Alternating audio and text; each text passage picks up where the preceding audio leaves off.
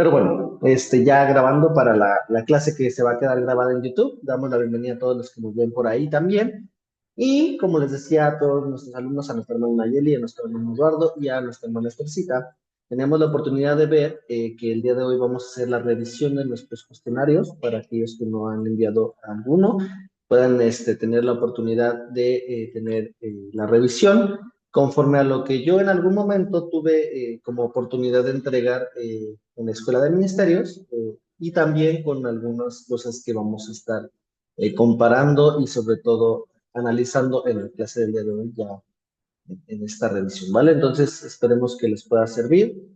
Si hay alguna duda que puedan tener con algo que se haya escrito en el cuestionario, pueden tener la oportunidad de preguntármelo y cualquier duda estoy aquí para servirles. Entonces, antes que todo, me gustaría que pudiéramos orar, presentar esta clase el día de hoy y que sea de bendición y de aprovechamiento para todo aquello repaso que necesitemos tener en nuestro corazón, ¿vale?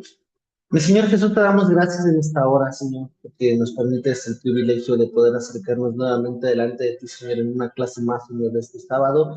Gracias, Señor, porque tú eres fiel y verdadero, Señor, porque tu voluntad, Señor, siempre se ha perfeccionado nuestras vidas, Señor, y si el día de hoy nos ha costado un poquito de trabajo el cursar, Señor, alguna de las materias que hemos visto el día de hoy, Señor, te pido que tú traigas paz, que tú traigas descanso, Señor, sabiendo que el estudiar de tu palabra no es como las materias que están ahí afuera, sino no nos deben de cargar, sino al contrario, nos deben de causar una bendición, Señor, la cual no por no estudiar o no por no hacer algo, Señor, signifique que ya estemos reprobados delante de ti, sino al contrario, tú nos das una nueva oportunidad, tú nos das una nueva visión, Señor, y sobre todo tú abres nuestro entendimiento en todo tiempo para que cada cosa que hagamos siempre sea de acuerdo a tu voluntad y siempre sea dirigida por tu precioso Espíritu Santo. Así que te damos gracias, entregamos esta clase, abre nuestro entendimiento y permite que todas las cosas sean puestas en tu presencia, Señor, sabiendo que todo lo que vemos y lo que hacemos,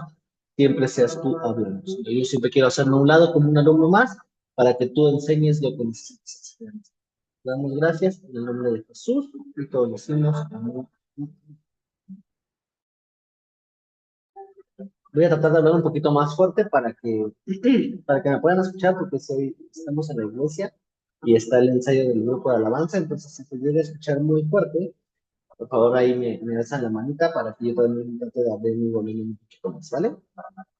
Como les decía, vamos a poder realizar la revisión de cada uno de los cuestionarios para que si alguno de ustedes no ha hecho alguno, puedan también tener la oportunidad de con sus propias palabras ir contestando cada uno de los cuestionarios que tenemos el día de hoy para revisar.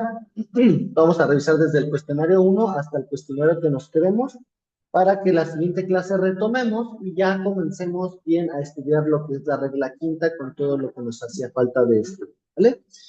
Vamos a hacer la revisión de acuerdo a lo que en algún momento tu maestro entregó en la escuela de ministerios de la segunda generación para poder ver que lo que estuvimos viendo pues es una revisión que nos hizo un profesor y que pues está correctamente contestado, ¿vale? El cuestionario uno, vamos a ir contestando pregunta por pregunta y la primera pregunta era ¿cuál es el propósito de la hermenéutica? La respuesta que se dio es ayudarnos a vivir de forma espiritual correctamente, de forma que podemos analizar y alimentar nuestra comunión con Jesús con el uso de la Biblia. También nos capacita para practicar lo que está escrito en nuestro diario vivir. Si ustedes tuvieron alguna aportación adicional, algo por lo cual ustedes agregaron, también es válido. Entonces, no hay respuestas incorrectas. Lo más importante es que cada uno de nosotros tenemos la oportunidad de escribir con nuestras propias palabras para qué es el uso de la hermenéutica y pues esto de acuerdo a las diapositivas que tuvimos es justamente analizar y tener nuestra comunión con Jesús con un estudio que vaya más allá de una lectura pues separada, una lectura aislada, siempre con toda la capacitación que nos da nuestro Señor Jesús, nuestro Espíritu Santo y el Padre que siempre lo permite. ¿Vale? Entonces, esa sería la primera respuesta al primer cuestionario, a la primera pregunta del cuestionario uno. El segundo es, ¿qué es exégesis y quién es el exégeta por excelencia? Yo traté de buscar por diccionario y por todos los prefijos que estaban. Según el término lexicológico de exégesis, es extraer o guiar hacia afuera. También significa descubrir el significado de un texto de forma que se pueda explicar correctamente. Y obviamente entendemos, según las diapositivas, según lo que hemos aprendido hasta este momento, el exégeta por excelencia es el expositor. No hay algo más que aportar. Si ustedes pudieron poner algo más, no se preocupen, también está correcto, ¿vale? Para que lo puedan tener ahí presente. La tercera pregunta es, ¿cuáles son las 4 palabras clave que hay que entender antes de interpretar un texto bíblico?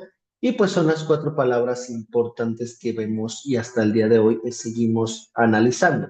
Lo que es la exégesis, la palabra hermenéutica, interpretación y comprensión. La siguiente pregunta es, escribe una oración en la que marques la diferencia entre un trabajo exegético y el de la proclamación de la palabra.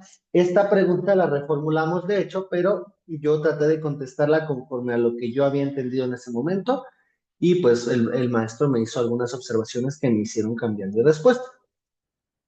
En este caso yo no puse una oración como tal de una cita bíblica, pero solamente expliqué como tal que el exégeta busca detrás de lo que está en el texto, mientras que el predicador toma textos base para anunciar y ministrar el evangelio. No quiere decir que un exégeta y un predicador estén en un diferente nivel, sino al contrario, se enfocan en dos cosas diferentes. El exégeta en buscar a profundidad lo que está en el texto, mientras que el predicador se va a tomar nada más el ejemplo con versículos base que nos lleven a anunciar o ministrar el Evangelio. A final de cuentas, eso es una predicación, para que el Evangelio y la salvación sea llevada a otras personas. Entonces, se toma como una predicación. ¿Por qué? Porque el primer discurso de Pedro habla justamente de eso. Él predicó la palabra y más de 3,000 personas se convirtieron en el momento. Eso es lo que a mí, mi profesor me lo decía y yo como que no comprendía al principio, no decía, pero ¿qué tiene que ver eso, no? Si se supone que el predicador, pues sí trata de proclamar la palabra, pero yo no lo entendía por qué, ¿no? Pero siempre el predicador sí lleva una preparación incluso exegética, pero solamente se va a enfocar en versículos base que él desarrolla con la exégesis y que más allá de tomar lo que hasta antes y después, solamente se concentra en lo primordial, mientras que el exégeta pues trata de dejar totalmente claro para que todo lo que estemos viendo pues no haya alguna duda o algo con que refutar en contra, ¿no? Entonces, esta es la respuesta para aquellos que quieran tomar este ejemplo con una consideración o si ustedes pueden tomarlo con lo que ustedes ya notaron, también está válido y sin ningún problema lo revisan, ¿vale? Vámonos con el cuestionario número 2. ¿Hasta aquí tienen alguna duda? Si alguien puede abrir su micrófono, puede decir sí, ¿no? ¿Todo está bien? No, No sé. David, una preguntota. ¿Qué pasa? Yo tengo los cuestionarios y no sé si o sea, me puede ayudar también de estos. Ahorita ya tengo en la mano mi cuestionario uno 2 y bueno, y los demás. No sé si pueda también meterle un poquito de lo que está en este cuestionario para como a lo mejor enriquecer el Ajá. aprendizaje. Sí, sí, claro que sí. Justamente por eso estábamos tomando este ejemplo de todos los cuestionarios y si pues algo les puede servir, claro que sí, con todo gusto pueden tomarlo. Pues es justamente para edificación, para que compartamos nuestros puntos de vista y si entre ustedes también quieren compartir sus anotaciones, pueden ponerlas en el grupo, pueden ponerlas sin ningún problema. Si a ustedes no les causa alguna pena, pueden compartirlo sin ningún problema para que lo que Dios nos hable sea totalmente parejo para cada uno, ¿vale? Entonces, sin problema, ¿vale? Ay, gracias. No de nada. Y pues ahora sí vámonos con el cuestionario número, ¿vale? La primera pregunta era, ¿cuál es la definición de hermenéutica? Aquí la respuesta que se dio es el arte de evitar el malentendido. Proviene del griego hermeneuo, que refiere a explicar un texto en particular. También es considerada una ciencia, ya que tiene reglas que deben de seguirse para una correcta interpretación. Fui lo más conciso posible, porque a mí no me gusta como dar mucha redundancia. Si ustedes quieren darlo, no se preocupen, también pueden desarrollarla conforme tres, cuatro párrafos más, no se preocupen. Yo trato de ser muy conciso, solamente en la explicación de la etimología del diccionario, que es hermeneuo, evitar el malentendido y se considera una ciencia porque lleva procesos y reglas que tienen que seguirse para la interpretación. La segunda pregunta es explicar por qué encontramos en Lucas 24-27 la aplicación de hermenéutica. Aquí me gustaría nada más leer Lucas 24-27 para que lo puedan tener como referencia. Lucas 24-27. Lucas 24-27 dice la palabra de Dios. Y comenzando desde Moisés y siguiendo por todos los profetas, les declaraba en todas las escrituras lo que de él decían. Yo puse como respuesta, en el pasaje nos menciona que nuestro Señor Jesús les declaraba lo que la escritura decía de él. Claramente vemos que al explicarlo, nuestro Jesús evitaba el malentendido y dejaba en claro lo que se tenía o lo que se quería explicar acerca de él, puesto que también él era Dios. De hecho, esto pues a lo largo de todo el Evangelio, pues justamente todos los escribas y los fariseos se enfurecían por esto. ¿Por qué? Porque nadie se podía proclamar como Dios porque eso para ellos era una herejía. Ahorita ya explicándolo con más profundidad y de acuerdo a lo que yo ya había analizado previo a conectarme, justamente ya analizando todo el contexto del por qué él era tan específico, porque habían esas doctrinas que solamente se encasillaban en la ley y solamente en cumplir las cosas, y pues obviamente estaban cegados en su corazón porque ellos trataban de que en aquel momento pues estaban siendo perseguidos por los romanos. Entonces ellos esperaban que el Mesías llegara y que los libertara, así como lo hizo Dios con el pueblo de Egipto, con Babilonia, con todos aquellos que los oprimían. Buscaban ellos una libertad y por eso es que ellos muchas veces declaraban que él no era el Cristo, porque el Cristo venía a salvarlos.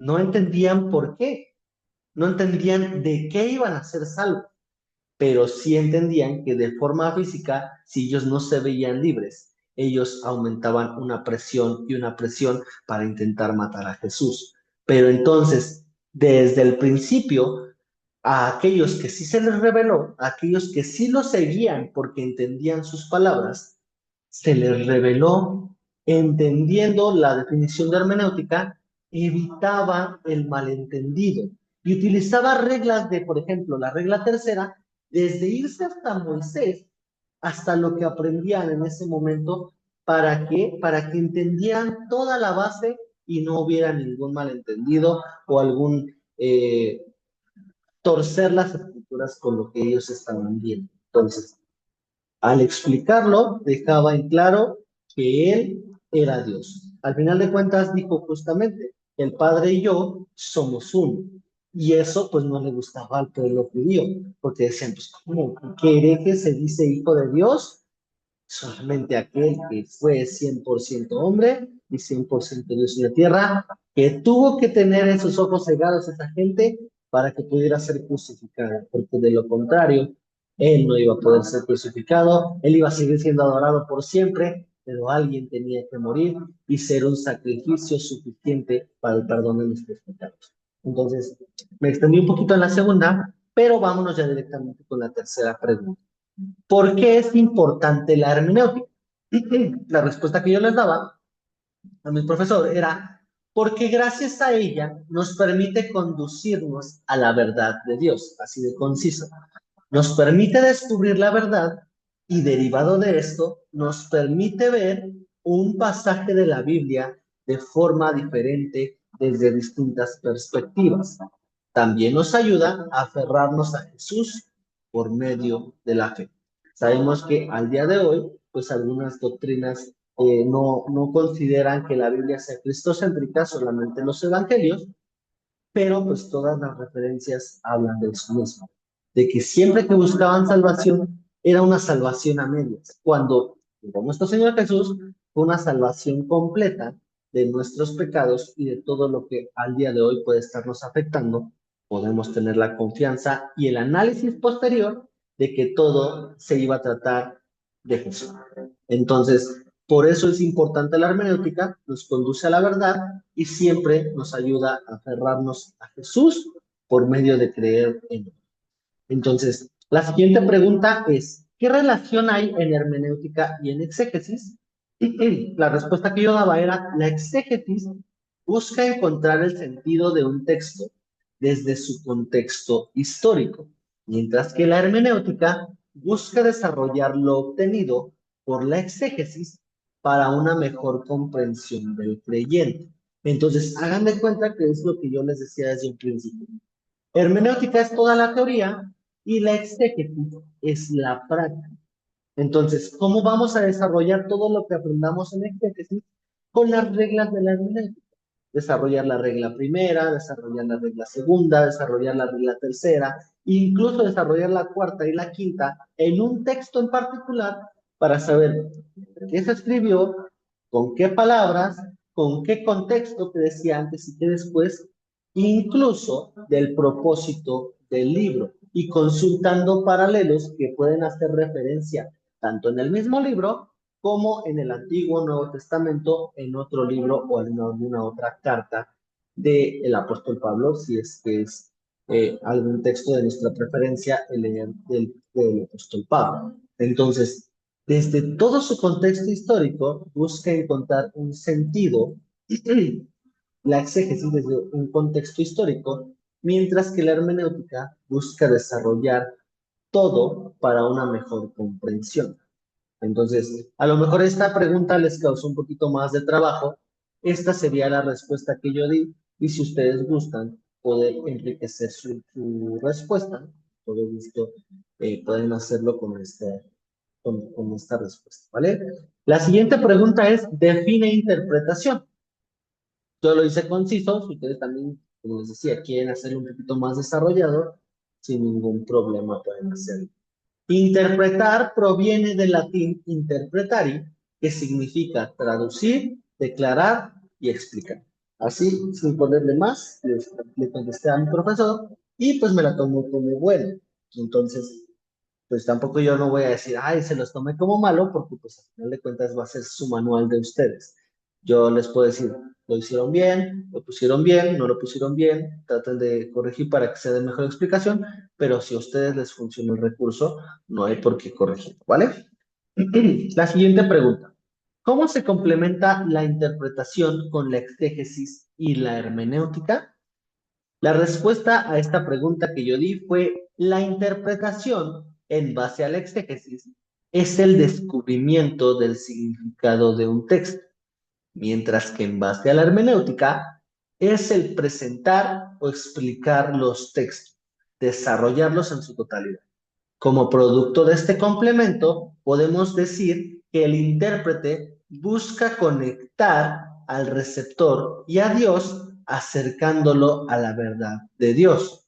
Una vez descubriendo la verdad, se pueden ver manifestaciones nuevas en un mismo texto desde distintos puntos de vista. Ahí es cuando la exégesis empieza a trabajar con todos los procesos que ya aplicamos con hermenéutica.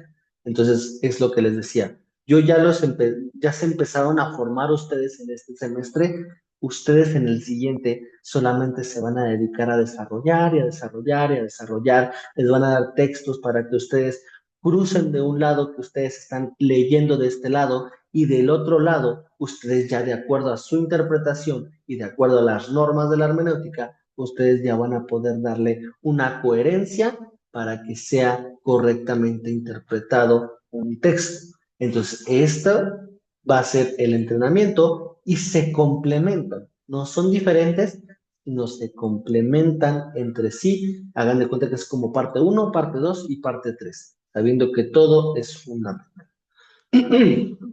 Siguiente pregunta. Defina comprensión. La respuesta que yo di es comprensión puede tener como sinónimo la palabra entender, que lleva a tomar la importancia de los pequeños detalles en los textos bíblicos. En pocas palabras, es tener una idea clara de las cosas o saber algo con exactitud. No hay más que agregar de mi parte, así que si ustedes quieren utilizarlo, con todo gusto. Y la última pregunta es, ¿cómo se complementan las cuatro definiciones vistas en clase? Exégesis, hermenéutica, interpretación y comprensión. La respuesta es que todas buscan el significado, explicar, traducir y lograr que se comprenda un texto. Todas buscan que el texto sea entendido como Dios busca que lo entendamos. Cada definición aporta y complementa a cada una para que el texto se pueda entender de forma correcta. Como les decía, trato de no ser un poquito redundante con las respuestas, pero lo que estamos aquí viendo es justamente todo va a llevarnos a que el texto se pueda entender de una forma correcta, complementándose, siempre apoyándose. ¿Vale? ¿Tienen alguna duda con el cuestionario número 2? ¿Todo bien? Bueno, por ahí veo algunas caritas que dicen que sí. Y entonces, pues, vamos continuando con el que sí, ¿vale? El cuestionario número 3. Tiene como pregunta, ¿cuál es la regla fundamental de la hermenéutica? La respuesta aquí va a ser, la escritura es explicada por la escritura. Es decir, la Biblia es su propio intérprete. Esta es la regla fundamental que nunca se nos debe de olvidar para siempre recordar que lo que hacemos es buscar que la Biblia se explique con la propia Biblia. La segunda pregunta es, ¿por qué es importante la regla fundamental en nuestra vida? La respuesta que yo di fue, porque el hombre tiende a interpretar la Biblia a su propio modo de pensar, acomodándolas de manera que se alejen de la esencia real del texto. Y esto pues es real, ¿no? Muchas veces con un texto aislado ya fundan una iglesia, ya fundan una secta, ya fundan lo que ellos piensan que Dios solamente les habla a ellos, cuando Dios es un Dios de orden y nos habla a todos por igual, ¿no? Entonces, debemos de saber y tener mucho cuidado para evitar caer en estos errores, ¿vale? Por eso es que es necesaria e indispensable la regla fundamental en nuestra vida, ¿vale? Todo lo que se hable en la Biblia sea siempre lo que va a regir nuestra vida, ¿vale? El siguiente es, ¿qué ocurre si alguien altera las escrituras?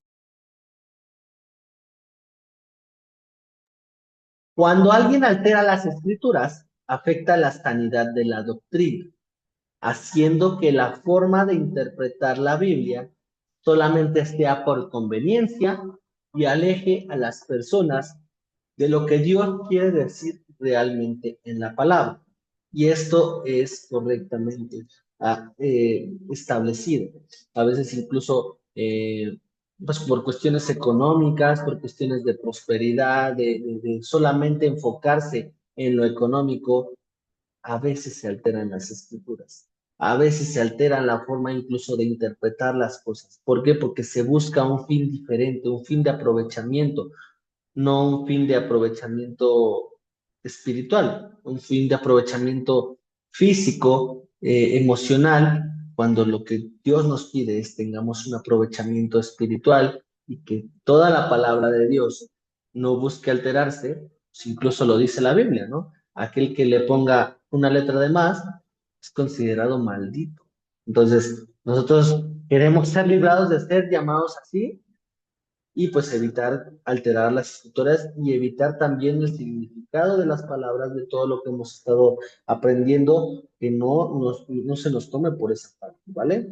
Entonces, vamos a continuar con la siguiente pregunta, ¿qué es una herramienta de estudio? La respuesta que yo di es una ayuda necesaria para todo el que lee o quiere conocer más de la palabra de Dios. Se puede decir que una herramienta de estudio es un objeto elaborado que te va a servir para la realización de una tarea.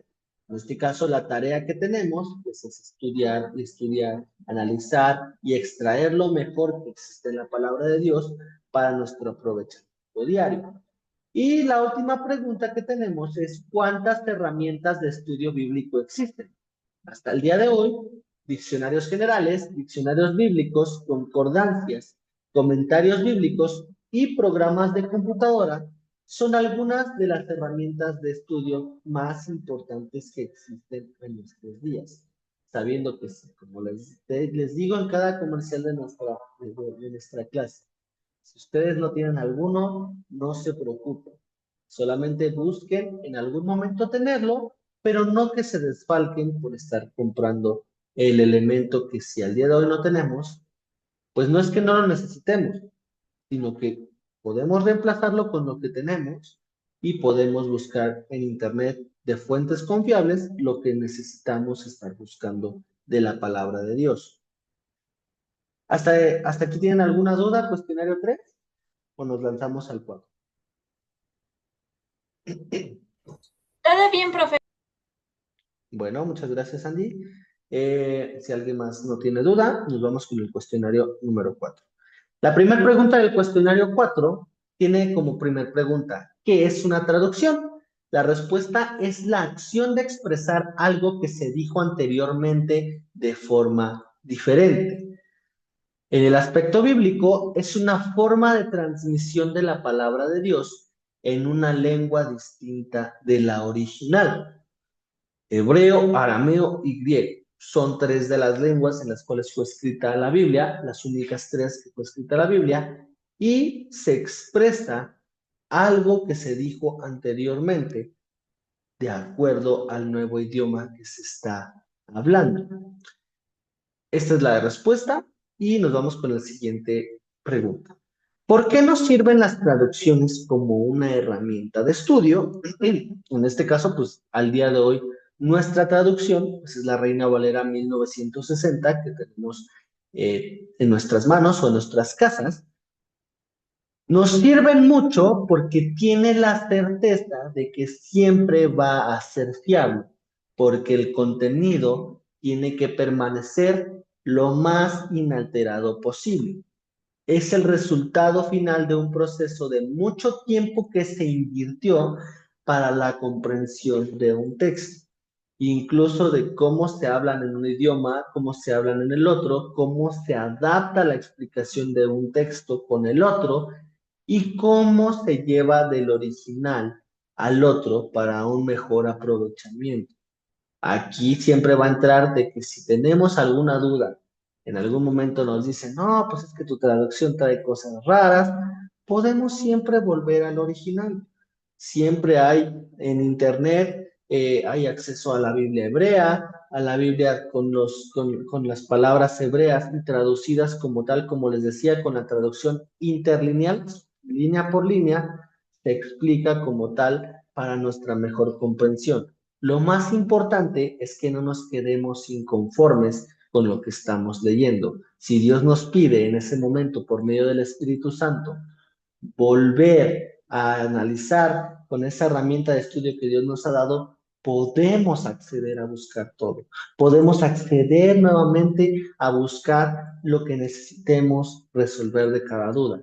Eso es lo importante para que ustedes se vuelvan esos exégetas por excelencia y que nadie, de acuerdo a los reels, de acuerdo a la gente que está predicando allá afuera, que nadie los engañe con lo que viene en la palabra de Dios. Para eso nos sirven las traducciones como una herramienta de estudio. Nos vamos con la siguiente pregunta. ¿Qué es una traducción formal? La respuesta es un procedimiento que intenta reflejar al máximo las características de la lengua original. Busca siempre el equivalente de las palabras para que siempre se parezca al original.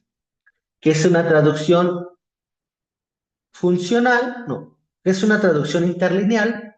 Es una traducción que busca un punto intermedio entre las lenguas originales y las nuevas. Es una confrontación del idioma original al nuevo.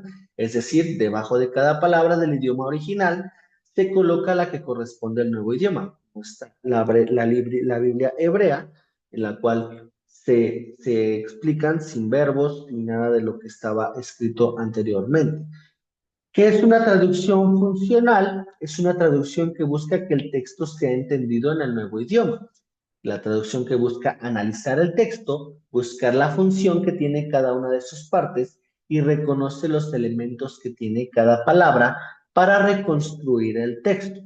Esta traducción se lee como si el texto fuera producido en el tiempo en que se lee, teniendo como desventaja que se borre el contexto histórico concreto.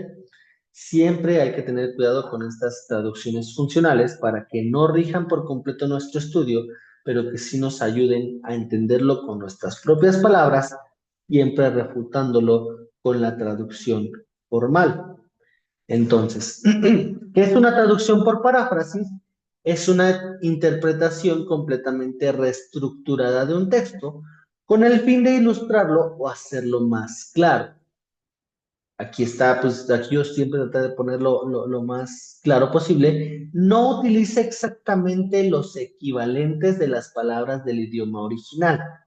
Es una traducción que si no se utiliza correctamente, se corre el riesgo de lo que no se lea, de lo que se lea no sea la palabra de Dios, sino de juicios subjetivos de quien está traduciendo, y pues hay un peligro de caer en errores y situaciones complicadas que puedan hacernos caer y que no estemos entendiendo correctamente. ¿Alguna duda que tengan del cuestionario 4? Nos vamos con el cuestionario 5. Bueno, nos vamos con el número 5. Primera pregunta del cuestionario 5. ¿Qué es la exégesis intrabíblica? Me faltó un pequeño acento. Es la luz que un texto refleja sobre otro. En otras palabras, es ocupar un texto de la Biblia para poder interpretar otro. ¿Qué particularidad tiene esta herramienta, la exégesis intrabíblica? La particularidad es que el proceso de exégesis se realiza utilizando la misma Biblia, utilizando la regla fundamental. Regularmente en la literatura se recurre a otros escritos para complementar escritos, pero en el tema bíblico solo se va a utilizar la palabra de Dios. La siguiente pregunta es desarrollar un ejemplo en donde muestres, expliques y uses la intertextualidad. Ese también les causó a algunos de ustedes conflicto y el día de hoy vamos a desarrollar lo que el día de hoy vimos en este cuestionario. Yo utilicé Mateo 5:27. En este caso, Mateo 5:27 es la palabra de Dios. Se los voy a leer brevemente para que lo tengan. Mateo 5:27 dice la palabra de Dios. Jesús y el adulterio hablan. Oísteis que fue dicho, no cometerás adulterio. Pero yo os digo que cualquiera que mira a una mujer para codiciarla, ya adulteró con ella en su corazón. En Mateo 5:27 podemos ver que el maestro estaba citando uno de los 10 mandamientos, diciendo, no cometerás adulterio. Por lo que podemos comprobar que esta cita, o lo que se citaba en este caso a lo que decía Dios a Moisés en Éxodo 20:14. Jesús tomó este mandato de Dios para agregar algo adicional a este mandato, porque veía que el pueblo de Israel no acataba este mandamiento con el corazón, sino solamente diciendo, aquí no me ven hablando con una mujer casada, yo no estoy adulterando, pero se los comían con la mirada. Cuando ahí entra Jesús y complementó y dio una revelación adicional al mandamiento que viene en el versículo 28, donde dice que basta con mirar a una mujer para codiciarla y consumar el adulterio en el corazón. Es muy fuerte porque eleva incluso el grado de dificultad de obediencia en la que tenemos que hacer, pero aquí se usa la intertextualidad, porque si la gente no lo acataba, no lo entendía, necesitaba o un mandato adicional o una profundidad de leer qué significa el adulterio para que pudieran ellos tener la explicación correcta.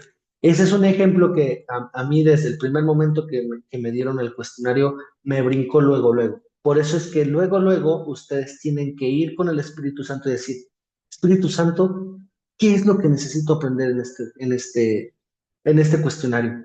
Ayúdame a hacerlo, ayúdame a decirlo, ayúdame a comprenderlo. Abre mi cabeza, abre mi entendimiento para que yo pueda aplicar esto. ¿Y quién es Dios para no darle sabiduría al que no tiene ninguna? Él la da sin reproche. Si se la dio a Salomón, siendo el hombre más sabio de la tierra, nosotros también podemos tener el privilegio de pedirle lo que sea y Él nos lo va a dar. Entonces, si este apoyo les sirvió, Mateo 5:27 lo tuvieron para poderlo desarrollar, pueden hacerlo. Pueden incluso utilizar Mateo 5, a lo mejor no el 27 porque habla del adulterio, pueden irse al 31 donde Jesús habla del divorcio, del 33 desde el 33 donde dice Jesús y los juramentos, o el mismo 38 que habla hacia el amor a los enemigos. Entonces, aquí pueden tener incluso cualquier parte o cualquier recurso para aquellos que todavía no han hecho este cuestionario para poder utilizar la intertextualidad de acuerdo a lo que estamos viviendo. Yo creo que me voy a quedar hasta el cuestionario 6 y la siguiente clase nos vamos ya con los demás para poder respetar su clase porque nos quedan 5 minutos de clase y explicamos este 6 y ahora sí nos vamos a descansar el día de hoy, ¿vale? Cuestionario 6. ¿Cuáles son los dos tipos de requerimientos que debe tener un intérprete? La respuesta es, son dos tipos de requerimientos, los generales y los especiales. Muy conciso, ¿no? La segunda pregunta es, ahora sí, ¿cuáles son los requisitos generales? Y explique cada uno.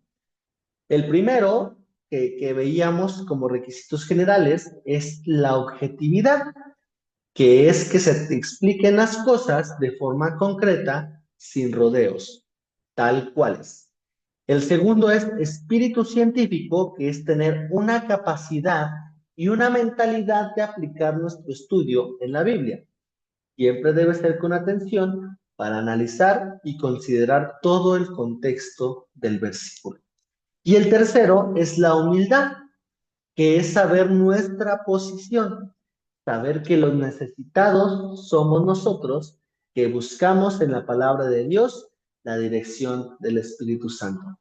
Cuando yo puse esta parte de saber que los necesitados somos nosotros, es porque aquí en Restauración Centro, con nuestro pastor, siempre es lo que nos dice cada vez que vamos a orar.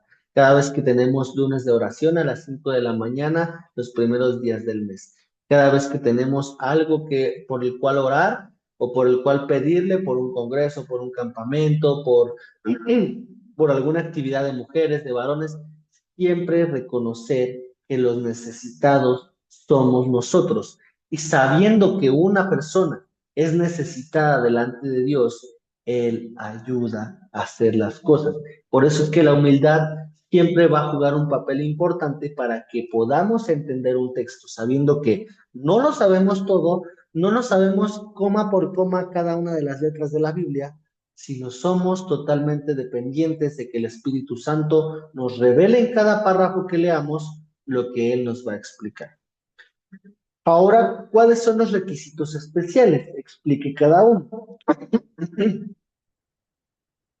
Y yo nomás le puse la capacidad espiritual, que es tener la guía del Espíritu Santo para comprender la palabra de Dios. La mente, los sentimientos y la voluntad deben de estar abiertos a la lectura. Pero si ustedes tienen algo adicional de los requisitos especiales, ustedes pueden explicar cada uno de esos requisitos especiales.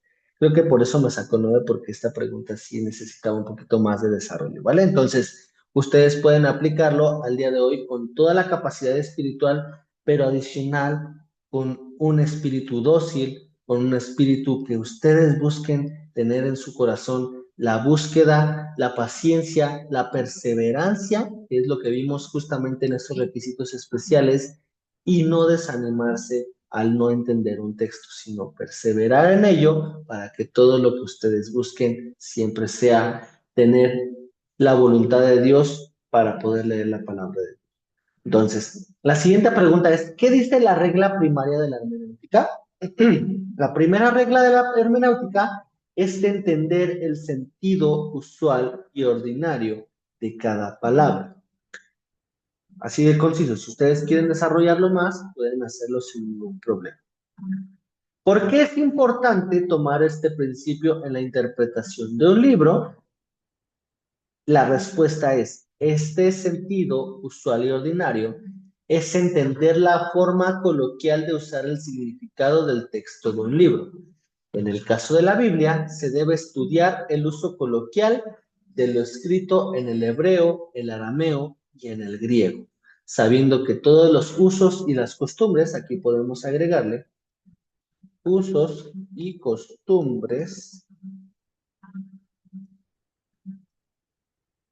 con sus tradiciones, nos ayuden a comprender las situaciones que puedan ser ajenas a nuestra cultura.